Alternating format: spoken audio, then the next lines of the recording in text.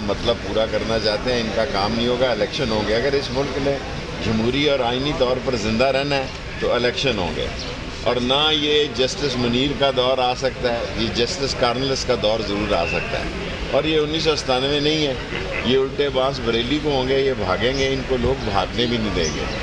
آج شام 9 بجے ابھی خان صاحب نے ایمرجنسی میٹنگ کور کمیٹی کی بلائی ہے، یہاں سے وہاں جاؤں گا اور اس میں اہم فیصلے کریں گے۔